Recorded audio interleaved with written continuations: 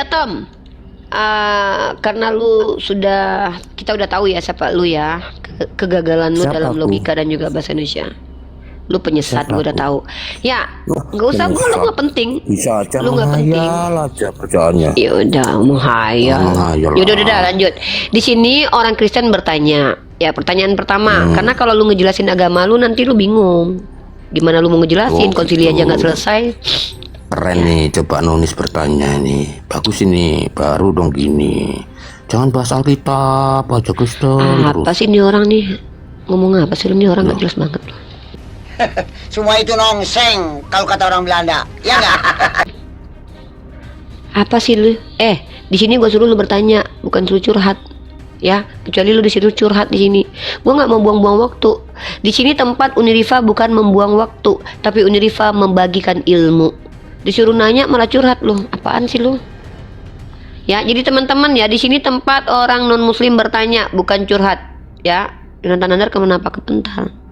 Ya, langsung aja ke pertanyaan, gak usah curhat, buang-buang waktu. Gue nggak mau netizen gue ngedengerin obrolan yang nggak penting dari lu. Lu bukan siapa-siapa soalnya, kecuali lu penting, pendeta. Kita dengerin lu. Ayo, pertanyaan pertama. Iya, aku bertanya. Kenapa Islam selalu menghayal? Muslim selalu menghayal. Nah, ini pertanyaan nih. Yang menghayal itu adalah ketika ada orang-orang yang mengaku sebagai Kristen diselamatkan karena kematian Tuhan, tapi Tuhannya sendiri nggak selamat. Tuh menghayal tuh namanya tuh. Itu baru menghayal, brother. Contoh, lu selamat nggak, Tom? Selamat. Kenapa? Tuhan gue mati.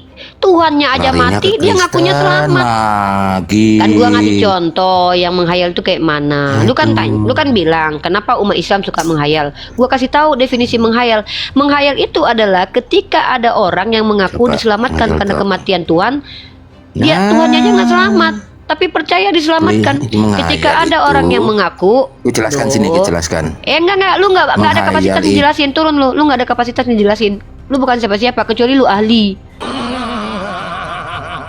Ya dibully lah, masa enggak pula? Di sini yang boleh menjelaskan adalah para ahli. Kalau orang awam kayak lu nanya sama saya, lu bilang kami menghayal. Gue kasih data nih, khayal, takhayul. Khayal itu asal kata dari takhayul, sesuatu yang diada-adakan, yang tidak pernah ada. Bagaimana mungkin kalian tuduh kami menghayal? Kami bisa membuktikan kebenaran Al-Quran secara ilmiah. Sementara kalian kalau kami tanya, Tuhan kalian di surga? Iya. Pernah lihat nggak? Jadi begini, penampakan Yohanes di Pulau Patmos. Hantu belau, jangan ajarin kami bahasa Indonesia. Ya karena di sini pasal pertama, tidak boleh di sini orang-orang yang gagal berbahasa Indonesia menjadi narasumber. Jadi penanya boleh.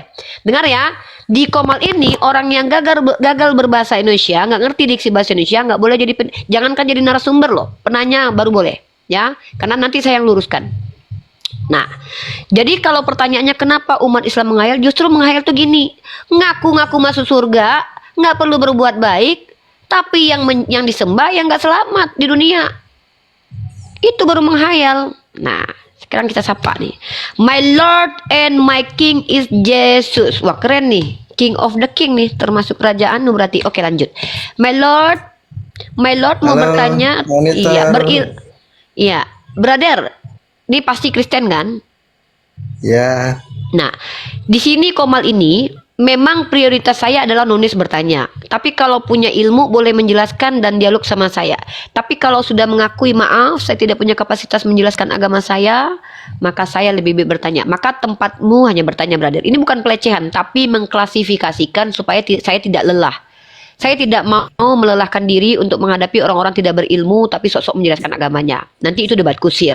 Maka saya harus pastikan nih, yang naik ke koma saya kalau dari kalangan nonis ini termasuk jemaat awam atau yang berilmu. Silakan, brother. ini yang saya tanya tentang Al-Quran apa tentang Alkitab nih?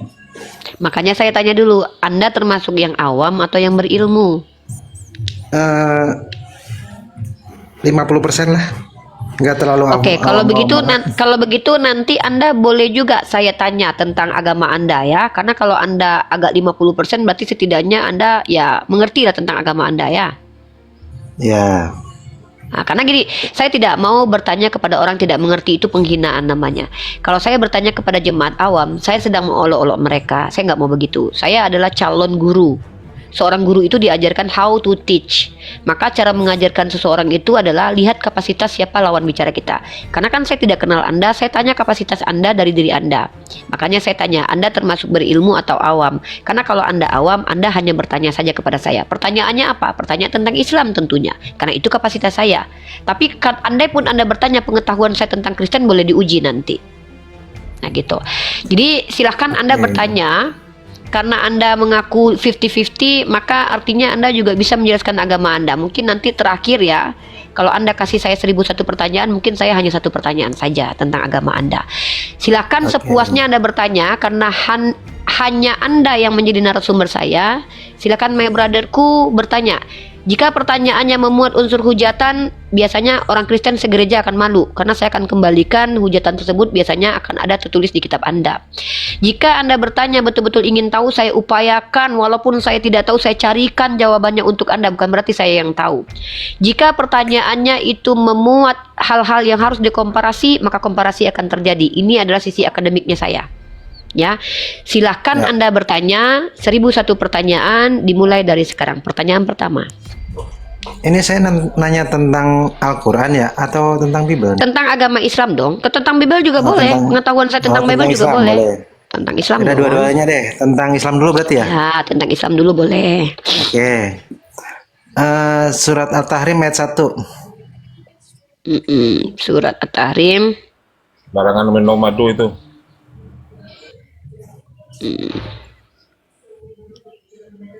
Ya. Surat At-Tahrim ayat 1. Wahai Nabi Muhammad, mengapa engkau mengharamkan apa yang dihalalkan Allah bagimu? Engkau bermaksud menyenangkan hati istri-istrimu. Allah Maha Pengampun lagi Maha Penyayang. Pertanyaannya apa, brother? Ini Nabi Muhammad kena tegur karena dia mengharam-haramkan yang harusnya halal gitu ya. Untuk dirinya sendiri ya. Bentar. Ini Jangan urusan dipotong. dunia apa urusan akhirat nih yang dia disalahin Ya. nih? Oke. Dia nggak disalahin ya. Coba bahasa Indonesia itu jangan diganti-ganti, kan saya sih bilang. Kalau tidak Oh, iya. ngerti Maksudnya bahasa kena tegur, Indonesia, Mbak. ya saya yang jawab ya. Bahasa Indonesia itu bisa berbahaya kalau Anda salah paham tentang bahasa Indonesia. Disalahkan dan ditegur itu satu hal yang berbeda. Makanya ada kata disalahkan dan ditegur. Kalau disalahkan artinya menyatakan kamu salah. Kalau ditegur itu bisa jadi fase menuju kesalahan. Ditegur dulu tuh banyak. Jadi tolong pahami diksi bahasa Indonesia ya. Ada asbab Ya, orang siap. kenapa ditegur ya. Itu pahami Bang ya supaya kita tidak sesat.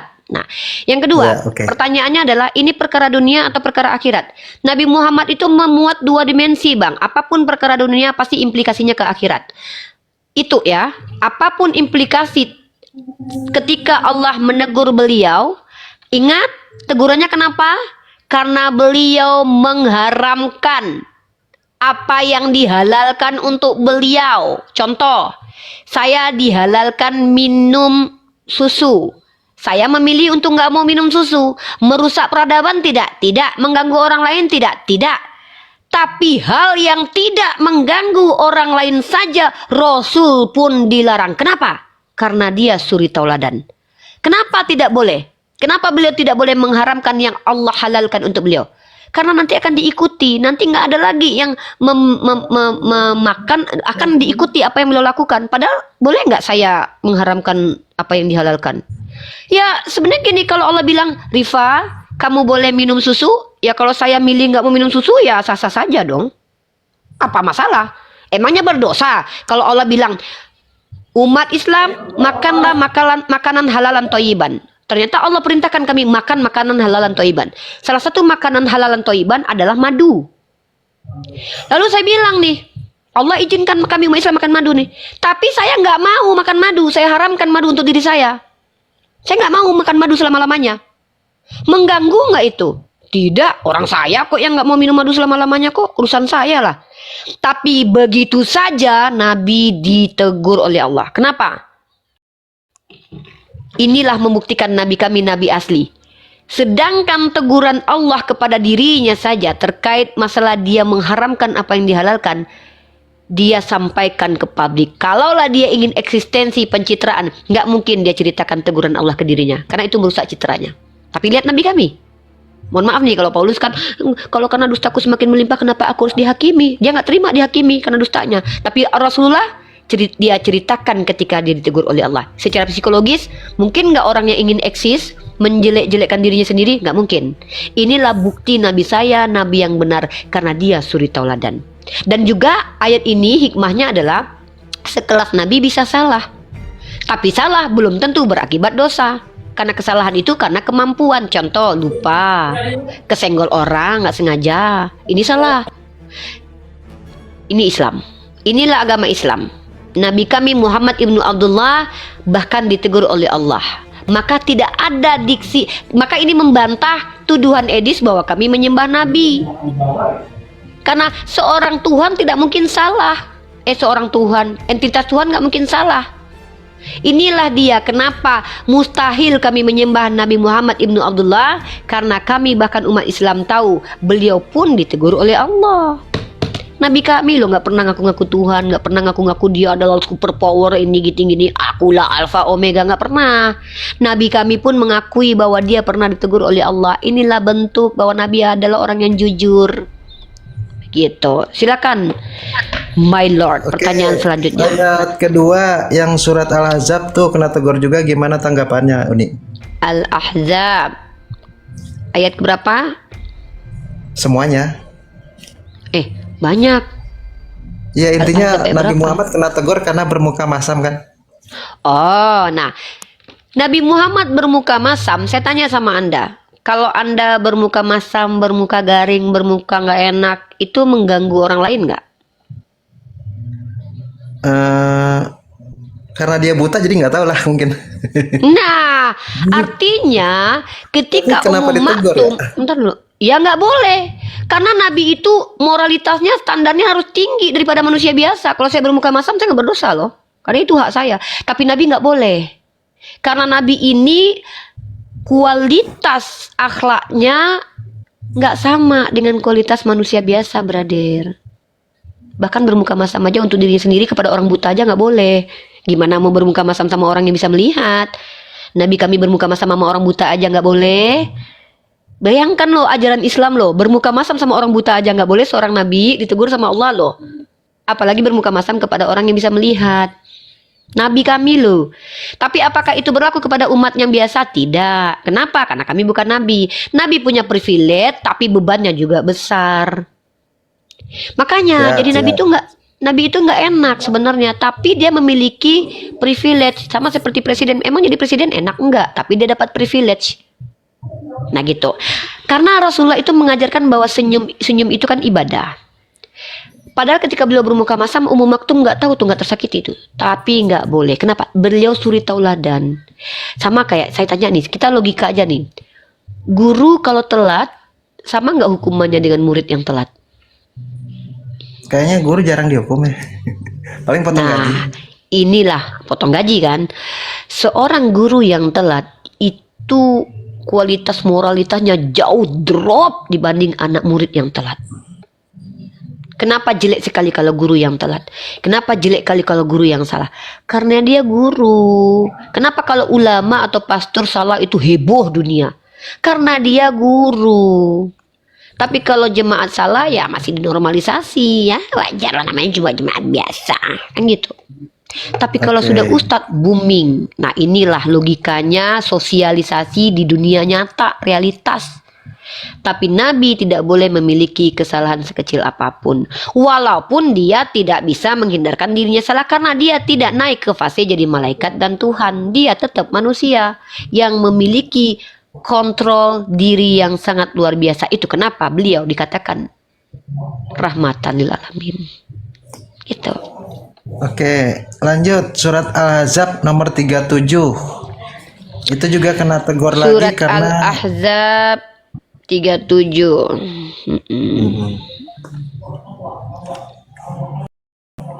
Mana ada kena tegur ini bukan kena tegur. Ini yang perkara dia bilang beliau. lebih takut manusia itu loh. Ya, jadi ketika beliau itu menyembunyikan apa yang beliau ketahui, karena beliau seorang nabi. Dengar, nabi itu orang yang berbeda dengan orang biasa. Nabi itu memiliki pengetahuan dari Allah dan dari kecerdasannya, karena sifat utama nabi itu cerdas. Artinya dari bimbingan Allah dia dapat ilmu, dari intuisi dan dari kognitifnya pun dia memiliki pengetahuan, itu nabi. Ya, beda ya brotherku. Brotherku harus tahu nih, Nabi itu manusia yang secara kekuatan melebihi manusia biasa. Bahkan Nabi kami memiliki kekuatan 30 pria. Kecerdasan intelektualitasnya jauh di atas para skolar. Buktinya tidak ada yang bisa membantah Al-Quran itu datang dari manusia. Datang dari Allah. Ya, tidak ada skolar. Siapa Einstein pernah nggak bantah Al-Quran itu kontradiksi? Tidak ada. Siapa para skolar-skolar yang otaknya seperti Einstein, seperti siapa namanya yang di kursi itu? Siapa namanya itu? Siapa yang di kursi itu siapa itu? Aduh, ilmuwan-ilmuwan itu. Ada nggak mereka pernah membuktikan bahwa Al-Quran itu kontradiksi? Tidak. Artinya Nabi Muhammad SAW ini memang terjaga. Makanya dia dikatakan maksum. Secara akhlak, Hawkin belum pernah membuktikan bahwa Al-Quran itu kontradiksi. Nah, yang pertama brotherku, seorang nabi itu secara jasmani dia perkasa. Makanya Nabi Muhammad itu jarang sekali sakit, kecuali ketika beberapa kali. Seperti beliau, bahkan ketika beliau diracun pun tidak ada implikasi buruk kepada beliau. Hanya saja ada tanda warna hitam di lidah beliau, di anak lidahnya. Nah, ketika beliau coba disihir juga tidak berimplikasi parah sama jasmani dan juga akal beliau. Tetapi hanya sedikit beliau seolah-olah melakukan sesuatu yang beliau tidak lakukan. Dan beliau diselamatkan oleh Allah. Ini bukti kalau beliau dijaga oleh Allah. Waktu beliau berperang, berapa kali beliau berperang? Beliau tidak sampai tangannya putus. Padahal berperang loh, bukan main-main loh. Tapi hanya berdarah saja giginya itu pernah. Dan itu bentuk kemanusiaannya. Nggak mungkin dia perfectly. Karena Nabi Ibrahim pun pernah dibakar. Nabi Yunus pun pernah masuk dalam perut ikan. Tapi mereka terselamatkan.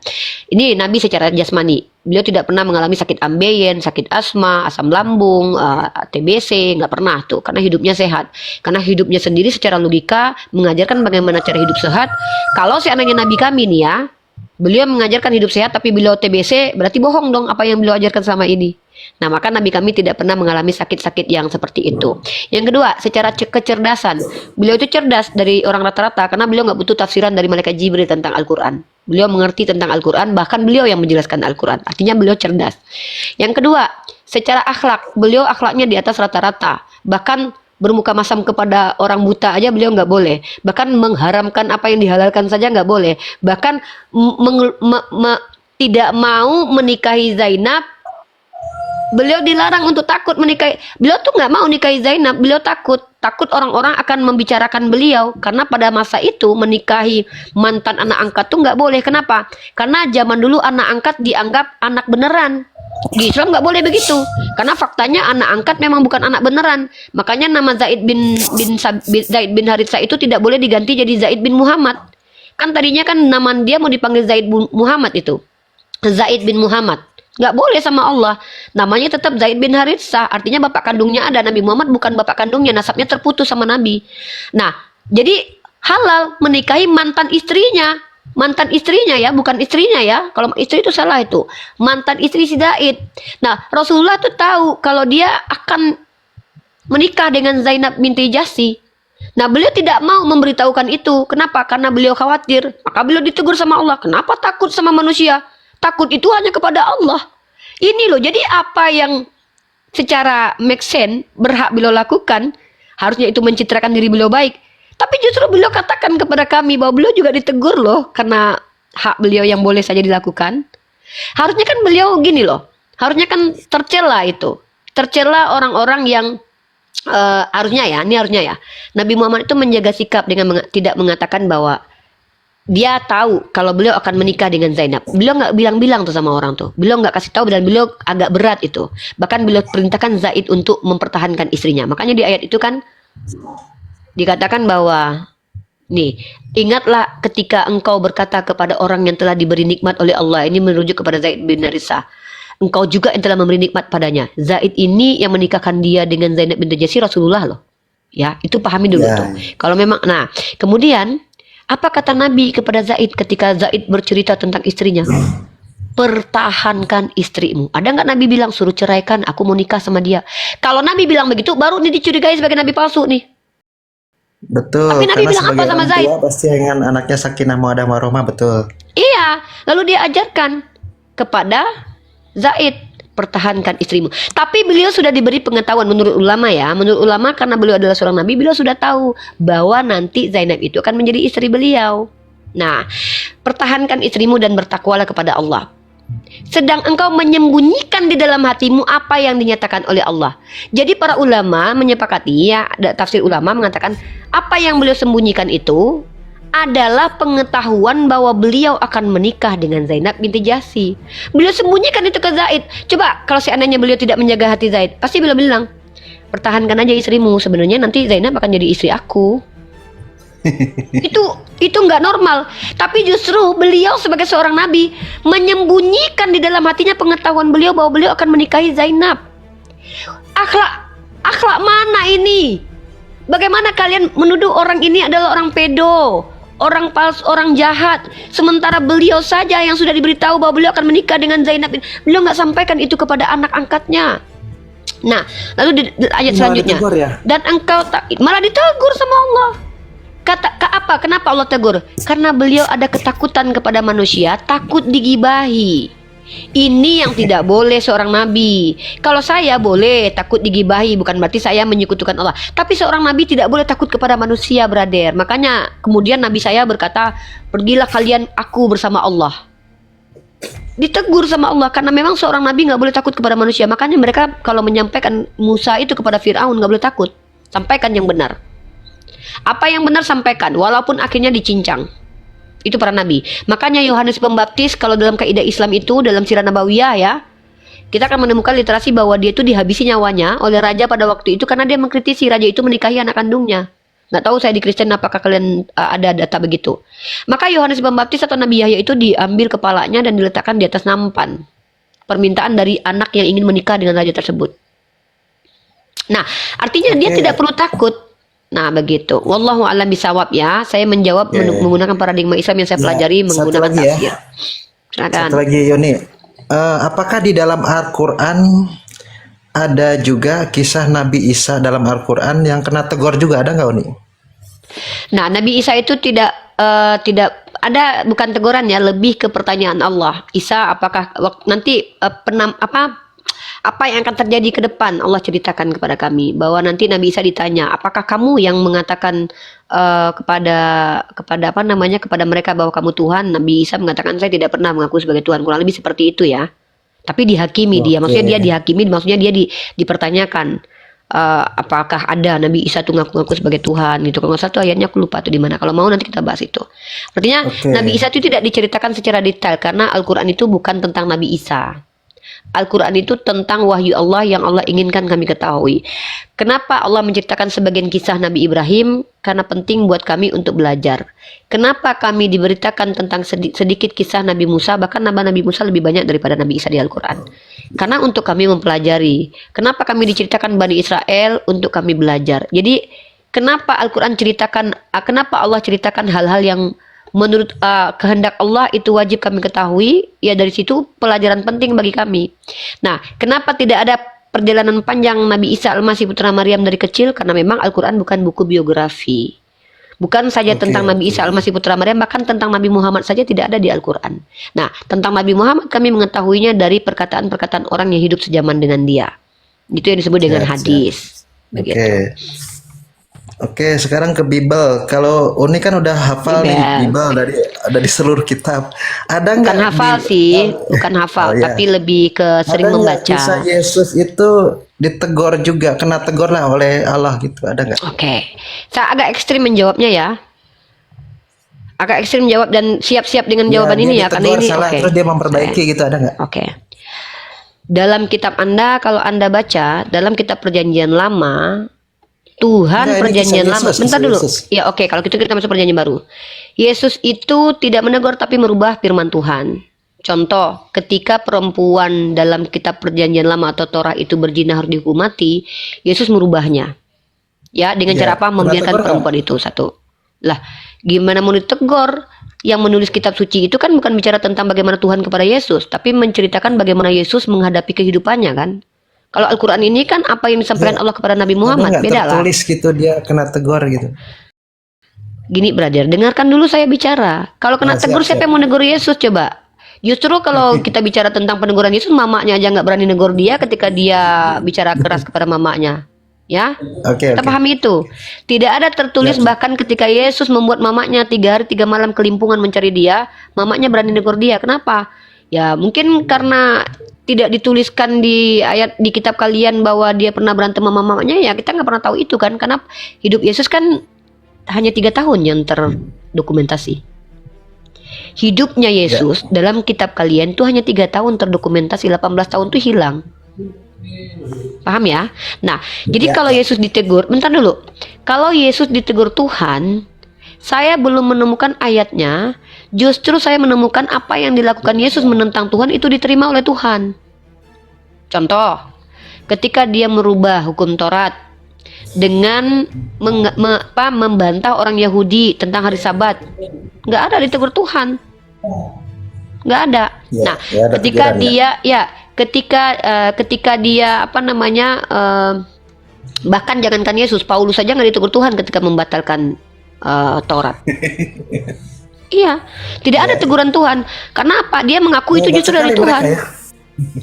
Kalau menurut saya bukan hebat sih, karena kalau seandainya ada orang yang tidak mengaku ditegur, maka probabilitasnya itu adalah palsu. Kenapa? Kalau saya contohnya nih, saya bilang saya diutus sama Pak Jokowi selalu memuliakan saya, Pak Jokowi tidak pernah memarahi saya. Ya artinya saya kan pencitraan itu. Saya mau mencitrakan ke orang-orang kalau saya nggak pernah ditegur, karena saya orang yang sempurna. Tapi kalau Yesus mengaku dia tidak baik, dia ada loh.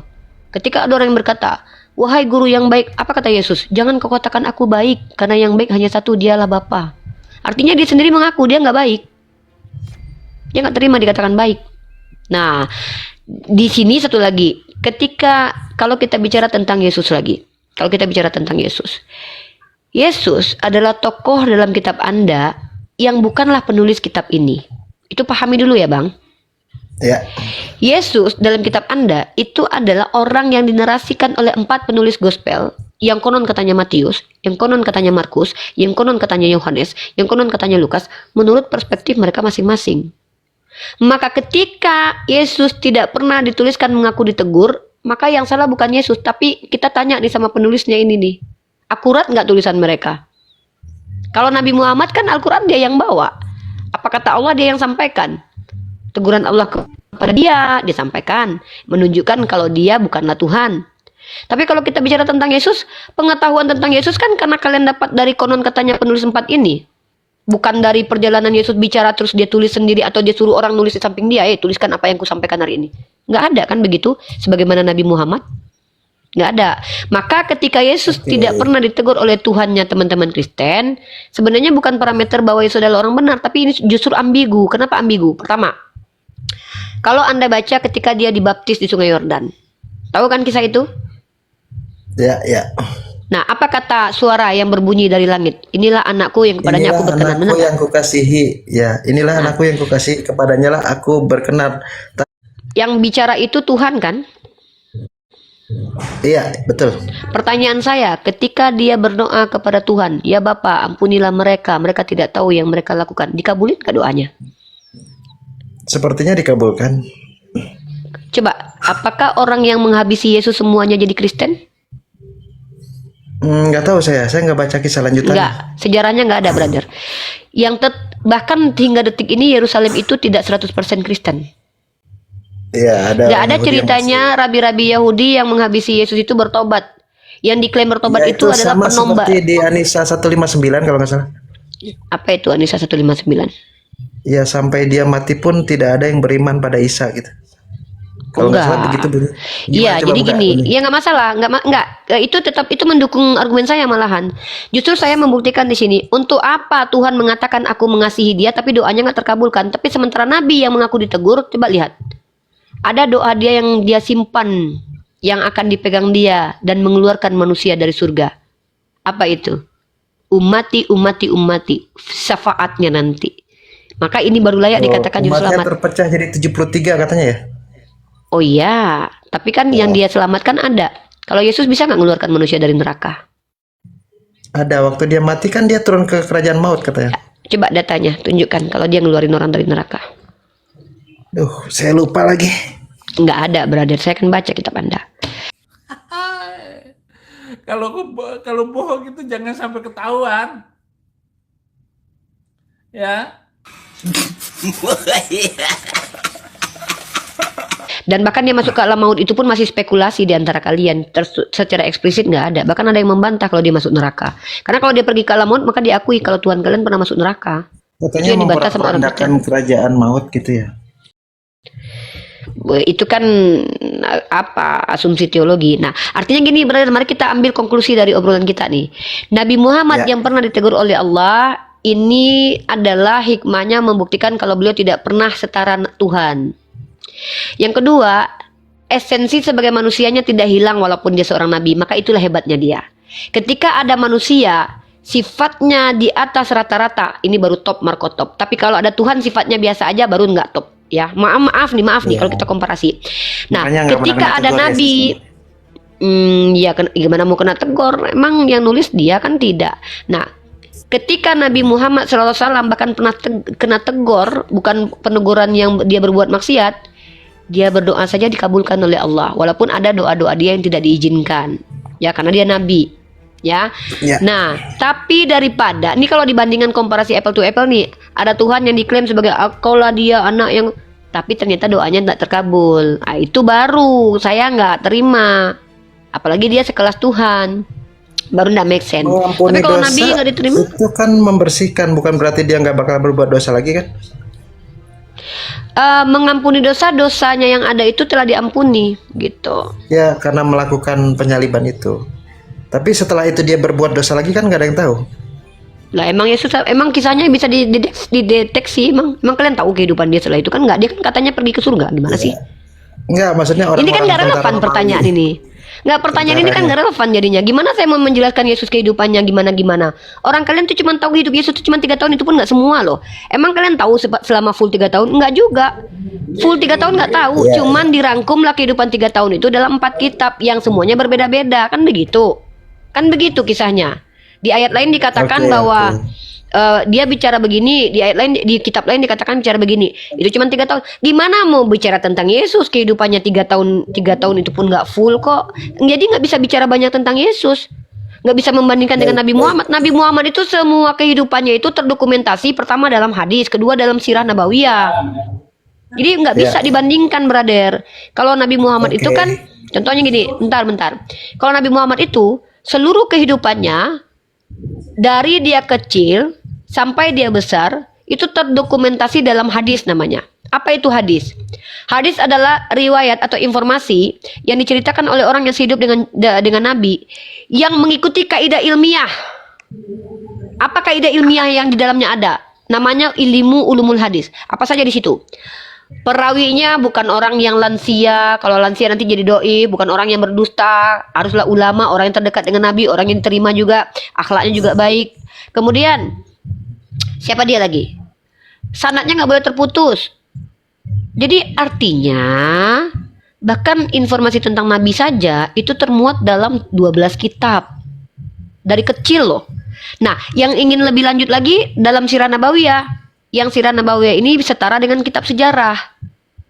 Karena kalau sejarah sebagai ilmu adalah informasi yang dicari, ditelusuri oleh manusia berdasarkan sumber-sumber. Nah, sirah nabawiyah itu sama dengan kitab sejarah. Hadis di atasnya. Karena kitab sejarah ada kaidah-kaidah yang tidak bisa mengikuti hadis. Hadis punya. Nah, artinya tentang hidup Nabi kami itu ada di 2 sumber ini, hadis dan riwayat sejarah. Tapi Tuhan Anda adanya hanya di kitab Anda, itu pun tidak lengkap. Jadi gimana mau membandingkan kehidupan Nabi saya dengan kehidupan Tuhan Anda? Nanti kalau Anda bilang istri Tuhan Nabi Anda punya 11 istri, iya. Terus Tuhan kami nggak punya istri, dari mana Anda tahu Tuhan kalian nggak pernah nikah? Jadi mengatakan sesuatu yang kalian nggak dapat informasinya kan informasi yang gagal sebenarnya. Probabilitas Yesus menikah ada karena usia-usia pernikahan itu di usia-usia umur 20 sekianan itu normal. Nah, kalian tahu tidak? Bisa nggak kalian pastikan dia tidak pernah menikah sama sekali? Bahkan ada salah satu profesor bernama Barbara Tering justru membuktikan dia pernah menikah. Artinya tentang pernikahan dia di intern Kristen sendiri itu jadi polemik. Nah, jadi nggak bisa membandingkan kehidupan Nabi saya dengan Yesus karena kehidupan Yesus itu tidak lengkap. Gitu, brotherku. Oke, siap. Itu surat yang mengatakan bahwa Jibril dan para malaikat naik ke surga menghadap Allah memerlukan waktu 50.000 tahun gitu kan? Ayat berapa itu ya? Lupa saya. Tar, itu bukan gitu ayatnya. Kita pakai aja ayatnya aja ya. Ya.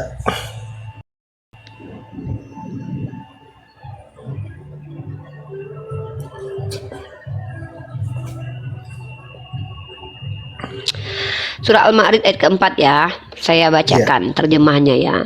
Auzubillahi minasyaitonirrajim. Bismillahirrahmanirrahim. Ta'rujul malaikatu warruhu ilaihi fi yaumin kana miqdaruhu khamsina alfa sanah. Nih saya bacakan. Para malaikat dan Jibril naik menghadap kepada Tuhan dalam sehari setara dengan 50.000 tahun ya. Apa pertanyaannya? Oke, kalau Jibril mau menghadap Allah butuh waktu 50.000 tahun. Enggak, bukan gitu. Bukan Gimana? Jibrilnya butuh 50.000 tahun. Perjalanan malaikat Jibril itu menuju Allah kalau dibandingkan dengan waktu dunia itu butuh waktu dunia sekitar 50.000 tahun. Tapi karena Ya. yang pergi adalah malaikat Jibril cuman saset-saset aja. Dia sayapnya kan besar, dia kan malaikat, kecepatannya seperti cahaya karena dia diciptakan dari cahaya. Gitu. Jadi Jibril naik tidak butuh waktu 50.000. Ya enggak lah, kan dia saset-saset. Karena perbedaan waktu manusia dengan waktu di sisi Allah itu kan beda. Dan itu juga Berapa? teori secara saintifik juga terbukti bahwa teorinya Albert Einstein tentang relativitas tuh Oke. kan gitu. Jadi kalau malaikat Jibril, kalau saya yang naik pakai pesawat butuh waktu sekian ribu tahun. Kalau malaikat Jibril nggak butuh segitu karena dia malaikat. Tahu kan kecepatan cahaya beda dengan kecepatan biasa kan? Kan malaikat tercipta Jadi dari nur. para malaikat dan Jibril tidak selama itu ya, cepat ya. Enggak lah, saset-saset lah. Kan Oh, itu namanya juga kalau manusia malaikat. mungkin ya, untuk manusia berarti segitu. Di sini kan Allah sedang menceritakan kekuasaan Allah, menciptakan malaikat yang kalau dibandingkan dengan makhluk bumi ini tuh nggak ada apa-apanya sebenarnya. Bahwa kalau kita manusia itu untuk mencapai dalam hitungan kita menuju Allah itu butuh sekian ribu tahun. Butuh ratusan ribu tahun. Tapi karena kita manusia, kalau kita punya sayap nih kita bisa terbang. Kita nggak sanggup kayak malaikat Jibril. Tapi kalau malaikat Jibril itu bisa saset-saset karena dia malaikat. Jadi Allah itu bisa memampukan. Ngerti nggak? Ini pahamin nih. Tuhan kami ini, Allah Subhanahu Wa Taala itu bukan memampukan diri, tapi memampukan hambanya. Menaikkan, mengupgrade value dari hambanya. Contoh, secara logika saya sebagai manusia biasa bisa mengupgrade penglihatan saya dengan mengkonsumsi vitamin A. Sepakat nggak itu? Ya, Artinya saya punya kemampuan kan mengupgrade kemampuan saya. betul. Apalagi Tuhan. Makanya nanti mata kami yang belum melihat Allah ini, belum mampu melihat Allah ini, nanti di surga dimampukan melihat Allah sebagaimana kami melihat bulan dengan terang benderang. Ya, betul. Bukan berarti Allah tidak bisa dilihat, bisa. Tapi nanti kemampuan itu dibukakan oleh Allah. Sama, malaikat Jibril ada makhluk yang diciptakan oleh Allah diberi kemampuan berbeda dengan manusia. Apa kemampuannya? Salah satunya saset-saset kalau menuju kepada Allah. Nah, kenapa? Karena dalam riwayat hadis juga dikatakan malaikat Jibril itu memiliki sayap yang besar, bahkan bisa ujung ke ujung tuh menutupi bumi. Tapi daripada itu ada yang lebih besar lagi, malaikat sayapnya. Kalau nggak salah malaikat Israel. Bahkan sayapnya malaikat Jibril itu nggak ada apa-apanya. Artinya Allah memiliki makhluk-makhluk yang Allah ceritakan itu bahkan tak ternalar kita bayangkan. Maka manusia yang kecil uprit ini jangan sok ngaku-ngaku anak Tuhan. Jangan sok ngaku-ngaku kenal sama Tuhan. Kalian bukan siapa-siapa. Sedangkan Allah punya makhluk yang dahsyat, memiliki sayap yang besar. Lah kalian nggak punya sayap, sok-sok bisa terbang ke surga. Siapa lu? Makanya kenapa manusia ini nggak punya hak untuk sombong, ngaku-ngaku keluarga Tuhan. Nggak boleh ngaku-ngaku anak Tuhan. Karena itu sombong dalam Islam itu namanya itu. Ngaku-ngaku anak Pak Jokowi aja nggak boleh. Apalagi ngaku-ngaku anak Tuhan. Sebenarnya apa yang dilakukan umat Kristen itu bentuk kesombongan dalam Islam. Karena kalau kita mengklaim bahwa kita adalah anak Tuhan, seolah-olah kita punya kedekatan yang khusus dengan Tuhan. Padahal benar nggak itu? Kita tuh kayak buih di lautan, nggak ada apa-apanya. Gitu. Jadi inilah di dalam Islam, katakanlah yang benar tentang Allah, jangan melampaui batas. Kalau bukan anak Tuhan, jangan ngaku-ngaku anak Tuhan, karena itu kedustaan yang besar. Allah menceritakan ada makhluknya yang luar biasa besar dibandingkan manusia. Lalu kita merasa kita loh manusia paling hebat, paling ini. Justru manusia lah yang paling banyak masuk neraka. Merasa paling hebat. Yang paling banyak merusak di muka bumi juga manusia seperti Fir'aun, Korun. Maka artinya adalah ayat-ayat Al-Quran ini mengajarkan kami umat Islam supaya tahu diri. Makanya awaludin ma'rifatullah, dengan kenal Allah akan sadar siapa diri. Lu bukan siapa-siapa. Jasad busuk lu bisa membusuk dimakan cacing. Hari ini lu terlihat cantik, beberapa tahun lagi lu akan membusuk di dalam tanah. Hari ini lu pinter, beberapa tahun lagi lu lupa siapa diri lu. Maka tidak berhak kamu sombong mengaku-ngaku dekat dengan Tuhan, bahkan mengaku keluarga Tuhan. Maaf ya brother, saya berbicara kepada netizen yang Islam ya, supaya mereka nggak ngaku-ngaku juga anak Tuhan. Mohon maaf ya. Jadi ini teman-teman, pertanyaan saudara kita ini adalah hadiah buat saya. Pertanyaan beliau mengeksplor pemahaman saya untuk mengingatkan kita semua, termasuk saya. Kita bukan siapa-siapa. Kita dibandingkan malaikat bukan siapa-siapa. Maka ada manusia yang bukan siapa-siapa ini berdaging dan berkotoran justru dimuliakan oleh Allah. Artinya apa? Tuhan kita tidak memandang kekuatan dari makhluknya, tapi ketakwaan makhluknya. Siapa yang paling takwa? Para al-anbiya, para nabi. Makanya ketika Allah berfirman kepada para malaikat, wa isqala rabbuka lil malaikati inni ja'ilun fil ardi khalifah. Apa kata malaikat? Qalu ataj'alu fiha may yufsidu fiha wa yasfikud dima wa nahnu nusabbihu bihamdika wa nuqaddisu lak. Apa artinya? Wa isqala rabbuka lil malaikah, kata Allah berfirman kepada para malaikat, inni ja'ilun fil ardi khalifah. Aku ingin menjadikan manusia sebagai khalifah di muka bumi. Qalu, mereka berkata, ataj'alu fiha may yufsidu fiha wa yasfikud dima. Kenapa menciptakan manusia? Bukankah mereka nanti akan membuat kerusakan dan menumpahkan darah? Wa nahnu nusabbihu bihamdika, sementara kami mensucikan namamu. Itu malaikat yang punya sayap, yang kecepatannya bak cahaya saja, itu tidak pernah ingkar kepada Allah. Bahkan mereka selalu patuh kepada Allah, mensucikan nama Allah. Lalu kenapa lagi ya Allah menciptakan manusia yang ingkar? Maka Allah berkata, inni a'lamu ma la ta'lamun. Sesungguhnya aku mengetahui apa yang tidak kau ketahui. Makanya sebelum manusia diciptakan, surga dan neraka sudah Allah ciptakan. Artinya apa? Allah menunjukkan keadilannya. Ketika Allah menunjukkan keadilannya, bagaimana cara kita tahu bahwa Allah adil? Maka Allah meletakkan siapa yang pantas di neraka, siapa yang pantas di surga, dari kalangan makhluknya, dari kalangan jin dan manusia. Kenapa bukan para malaikat? Karena malaikat memang tidak pernah membantah. Karena Allah berikan naturnya sebagai makhluk yang tidak pernah membantah. Nah, sementara Allah ciptakan manusia yang punya free will dan jin yang punya free will. Silakan pilih. Ketika sudah punya free will, Allah berikan dua jalan, petunjuk dan juga kesesatan. Silakan pilih. Maka pilihan itulah yang dihukum, bukan kemampuan. Maka Allah mencintai makhluknya bukan karena mampu dan tidak mampu. Kalau mampu tentu malaikat lebih dicintai. Tapi tahukah antum, bahkan malaikat diperintahkan bersalawat kepada manusia biasa ini yang diangkat sebagai nabi bernama Muhammad ibnu Abdullah. Artinya Allah tidak mencintai makhluknya karena kemampuannya, tapi karena mau dan tidak maunya menyembah kepada Allah. Maka kemauan Nabi Muhammad sangatlah keras untuk mendekatkan diri kepada Allah, karena para nabi itu memang adalah orang yang imannya selalu bertambah. Beda kayak kita pasang surut. Kalau iblis dan setan itu selalu turun, semakin lama semakin ingkar, semakin lama semakin ingkar. Bayangkan ya, di sini bentuk keadilan Allah nih. Kalau Allah Tuhan yang zolim, maka dia lebih mencintai malaikat lah. Karena malaikat nggak pernah kufur, nggak tunduk, diperintahkan selalu ikut. Malaikat juga punya kemampuan luar biasa, hebat. Ya, kalau Tuhan seperti ini berarti kan Tuhan nggak adil nih. Tapi bayangkan, Allah Tuhan kita, Tuhan yang menciptakan manusia dengan kelemahannya, kulitnya bisa berdarah, dagingnya bisa membusuk, dan dia bisa menua, dan dia bisa lupa. Tapi Allah muliakan kalau memilih untuk takwa kepada Allah. Ini bukti Allah adalah Tuhan yang maha adil. Makanya Nabi Muhammad termasuk adalah nabi yang penghulu para nabi yang dimuliakan, karena memang ketakwaannya kepada Allah melampaui manusia biasa. Wallahu a'lam bishawab. Bentuk keadilan Allah. Lanjut, Uni mau nanya hadis Ya. Nasai nomor 3898. Hadis ya. Al-Quran clear ya. Kalau ada pertanyaan tentang Al-Quran, berarti sudah clear Sudah. Al-Quran. Tidak ada problem tentang Al-Quran ya. Oke. Belajar lagi, nanti cari lagi kesalahan Al-Quran, baru tanya lagi saya.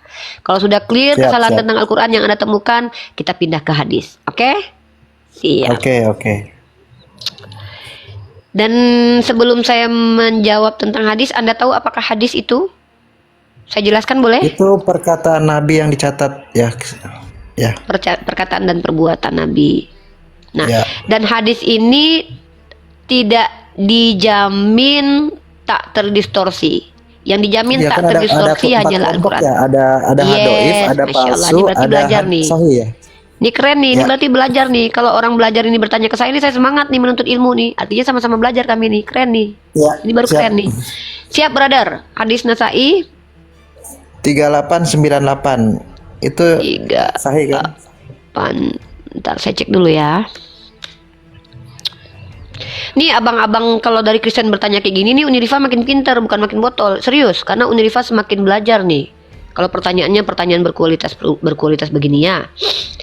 Tapi kalau si Rasmi yang nanya, aku semakin lama makin harus ke psikiater. Nasai 3898. Sahih ya. Bentar ya. Bentar.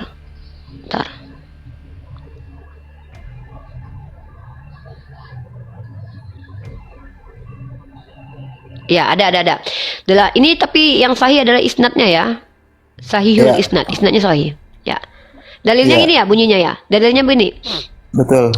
Saya mencari Rasulullah Shallallahu Alaihi Wasallam, kemudian memasukkan tanganku pada rambutnya, kemudian beliau bersabda, telah datang kepadamu setanmu. Kemudian saya katakan, ini yang bertanya ini Aisyah ya. Betul. Ya. Nah, Aisyah berkata begini, apakah engkau memiliki setan? Beliau bersabda, benar. Ya memang karena semua manusia itu memiliki setan, karena setan itu adalah sifat.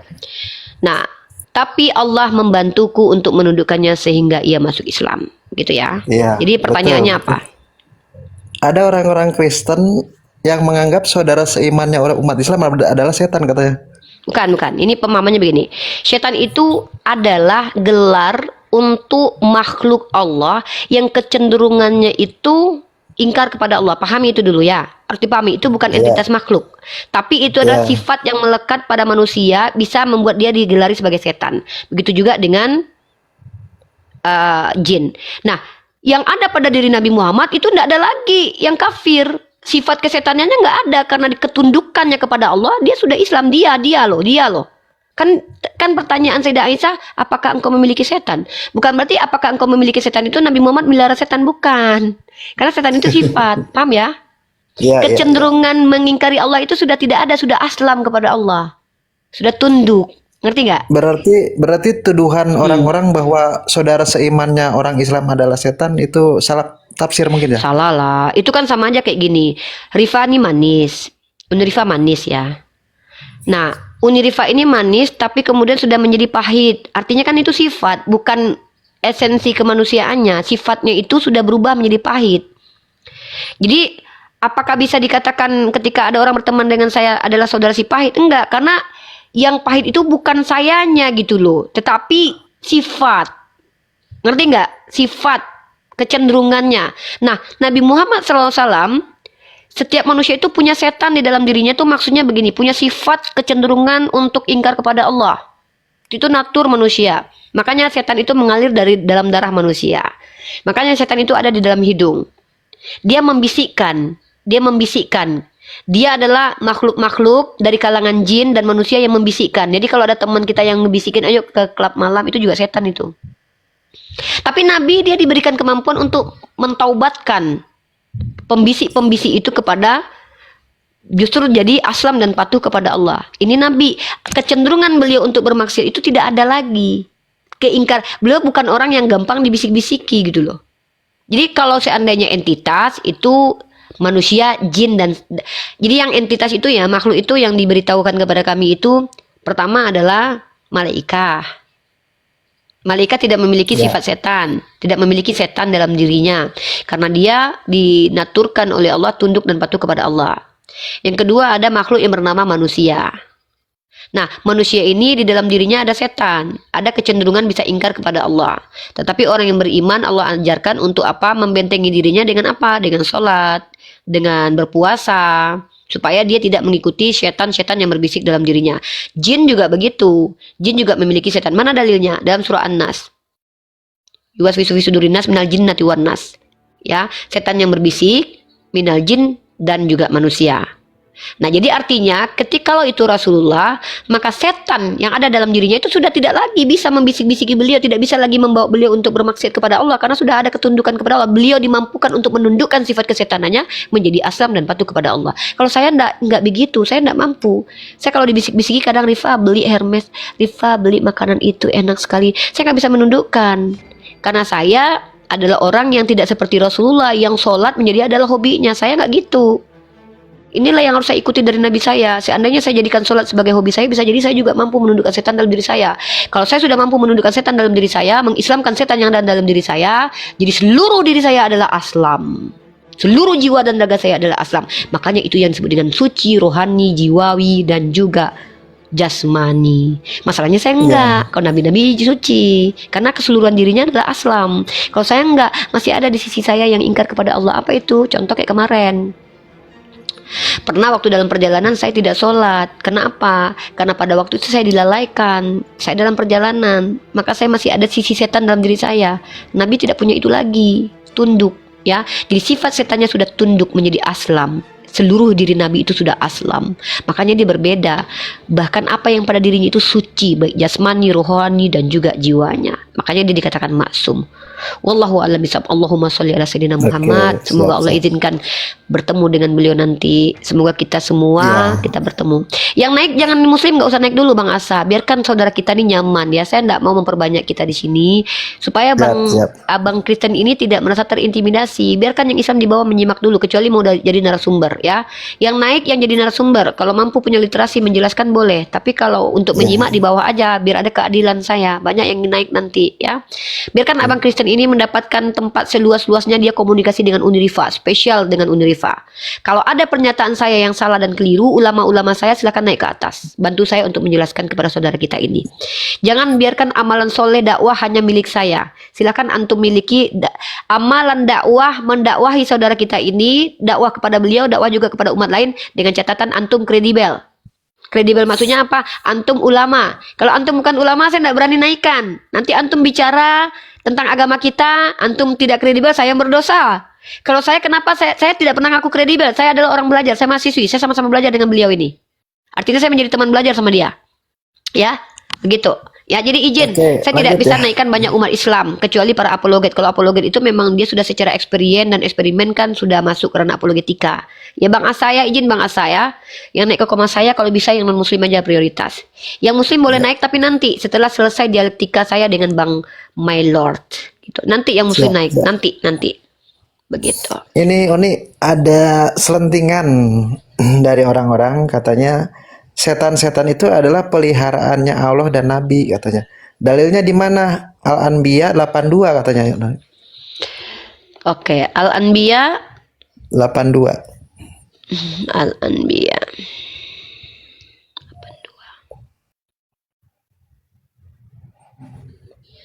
Allah telah menundukkan sebagian setan kepada Nabi Sulaiman. Betul, bukan peliharaan, salah diksinya, ditundukkan. Artinya diperintah. Setan itu di bawah kakinya Nabi itu ya normal, karena Nabi lebih berkuasa daripada setan.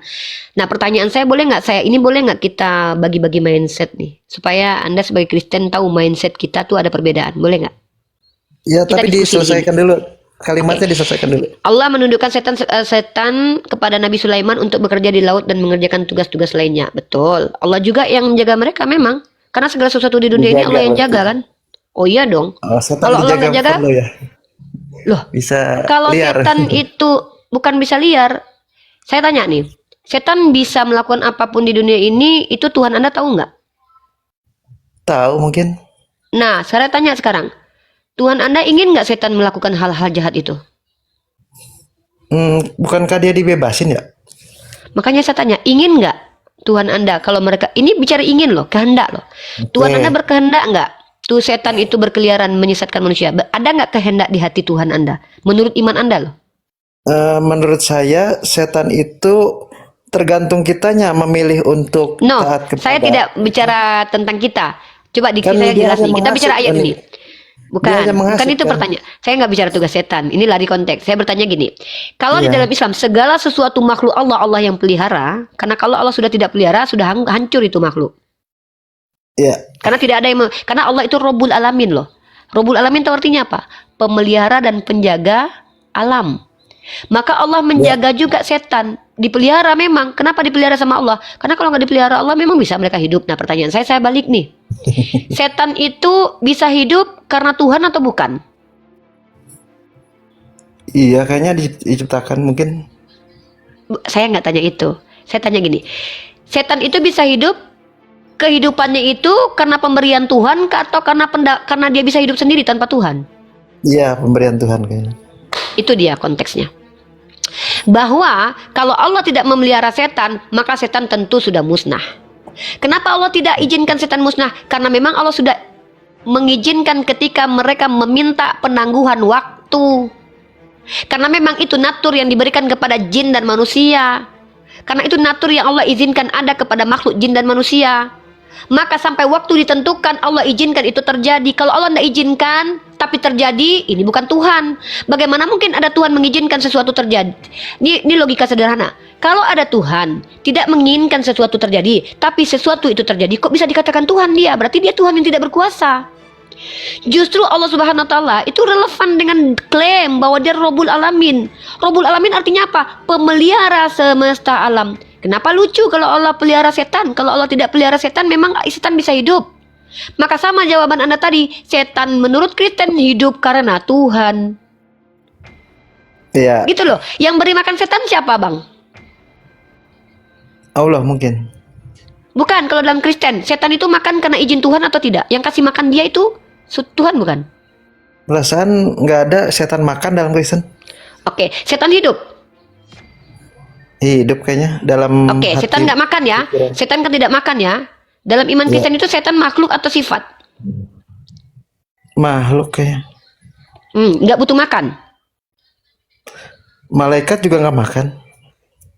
Malaikat makan. Ketika malaikat turun ke bawah ketemu Abraham kan dia makan daging lembu. Oh iya kali. Ada Saya di kurang dalam paham perjanjian ini. lama. Ada. Ya. Nah, jadi setan itu apakah dia bisa mampu hidup kalau tidak dipelihara oleh Tuhannya, Abang? Silakan jawab. Dia dibebaskan kayaknya. Terserah dia gitu. Menurut pendapat Anda dunia ini, alam semesta ini tuh milik Tuhan atau bukan? Milik Tuhan. Apa yang ada dipelihara atau tidak? Iya. Berarti Tuhan nggak mau tahu tentang setan. Kayaknya dibebaskan untuk.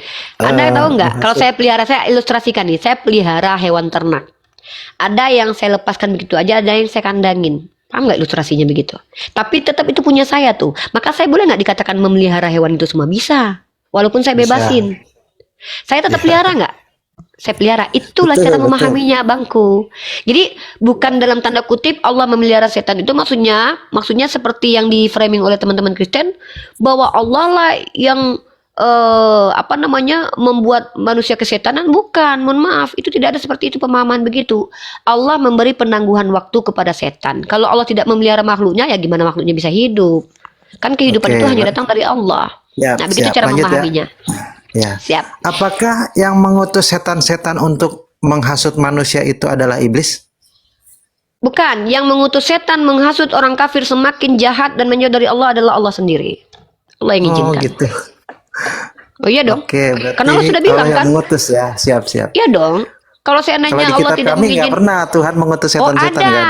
ada. Roh-roh jahat dimasukkan ke dalam mulut para nabi. Nah ini abang nggak baca kitab abang nih. Domba, penipu dalam nama agama. Abang nggak baca, makanya abang bilang nggak ada. Nih, roh jahat itu Tuhan yang masukkan ke mulut para nabi. Roh jahat yang dari Para Tuhan. nabi. Katanya para nabi maksum. Di kitab Anda, di kitab saya nabinya maksum, di kitab Anda nabinya tercela. Maaf ya. Sangat kasihan ya. Daud itu kan nabi dalam Di mana, kisah di para mana? rasul pasal 3. Bentar, saya sampaikan dulu narasinya ya. Daud itu kan nabi dalam kisah para rasul pasal kedua nomor 28 sampai 30. Silakan dibaca. Di situ dikatakan bahwa Daud adalah nabi. Anda cross check dulu ayatnya biar saya nggak dikatakan lu bohong. Nah, bahkan Ya, saya Daud ikut, ya. adalah nabi yang diberikan Tuhan bini orang, yaitu bini Saul, dalam 2 Samuel pasal 12 nomor 8. Nah, kemudian Daud sendiri adalah orang yang tercela karena mengambil istri Uria. Oke? Artinya Oke, nabi-nabi oke. Bani Israel itu tercela banyak. Satu lagi nabi yang tercela disuruh Tuhan adalah Hosea, pasal ke-1. Nomor kedua, disuruh bersundal menghasilkan anak-anak sundal. Yang ketiga siapa? Yesaya. Yesaya disuruh telanjang bogol selama 4 tahun dalam Yesaya pasal ke-20 20 atau 2 itu. Nomor 3. Cari nanti ada tuh Yesaya telonjong selama 4 tahun. Nah, jadi nabi-nabi, bahkan Yakub yang mungkin bukan nabi tapi adalah tokoh Bible itu menipu bersama mamahnya. Tuhan tidak hukum. Jadi banyak. Musa itu juga punya istri selain dari siapa namanya? Tapi diakui ada 2 perspektif tentang itu, menghabisi nyawa orang. Kemudian Abraham itu punya gundik. Jadi nabi-nabi itu dalam perspektif kalian, kalau kalian katakan punya gundik tercela, ya dia tercela para nabi di kitab kalian. Makanya saya pernah bertanya kan tentang Kristen, apa sih beda Gundik nabi itu dalam kitab kalian? hamba saya ya. Gundik itu kan kalau dalam diksi bahasa Indonesia kan jelek itu, perempuan yang tidak Budak dinikahi. bukan budak. Enggak termasuk, enggak semua gundik adalah budak. Kalau di Islam kan ada Kalau budak yang boleh digauli ya. Beda dengan gundik. Coba cari arti gundik. Gundik itu perempuan-perempuan yang dihubungi badan tanpa dinikahi. Kalau budak itu hak milik, itu sah. Secara agama mau Yahudi, mau Kristen, mau Islam itu tidak menafikan bahwa budak itu dimiliki. Bahkan ada di kitab Anda itu budak boleh ditiduri. Ada, saya bisa tunjukkan dalilnya. ayat berapa? Tapi kita fokus dulu di sini. Nanti kita bahas dulu satu-satu. Saya kan lari-lari Iya, iya. nanti kita, ya kan? Nah, Iya. kemudian Anda dalam kitab Samuel, 1 Samuel pasal 16 nomor 14. Silakan Anda buka ayatnya. 1 Samuel pasal 18 number 10.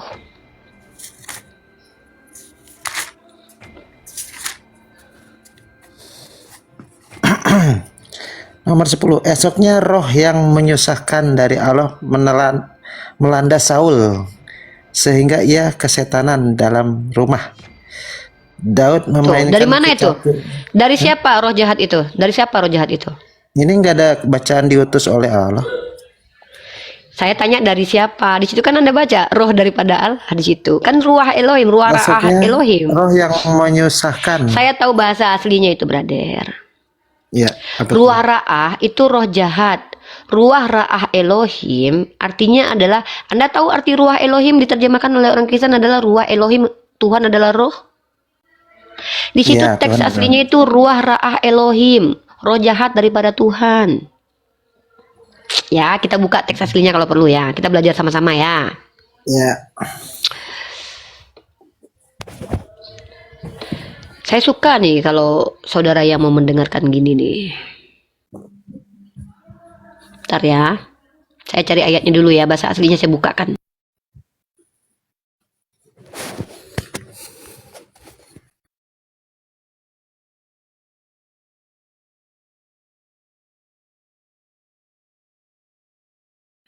Du 1 Samuel.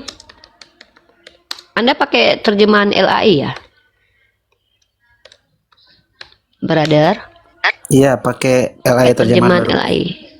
Iya, berarti Anda sejalan dengan lembaga Alkitab Sabda.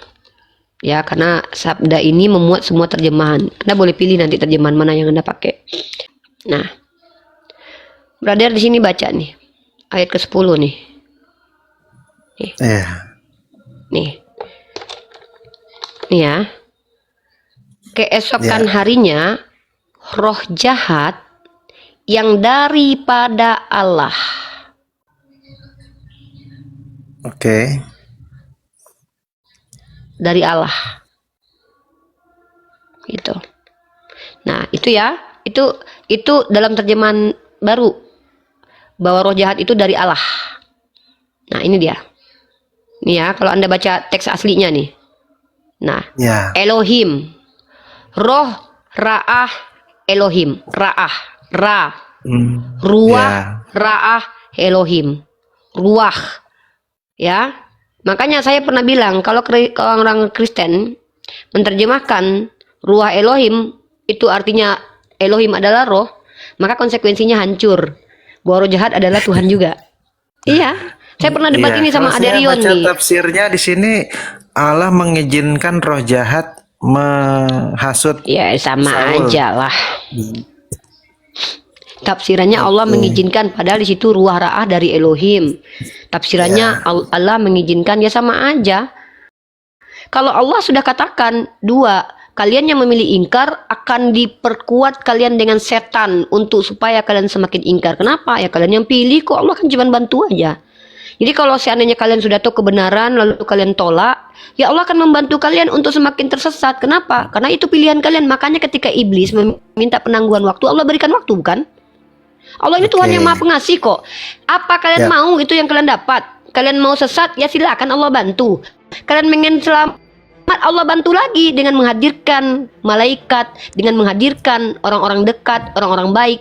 Makanya dalam Al-Quran itu Allah mengilhamkan dua jalan. Jalan kesesatan, jalan kebenaran.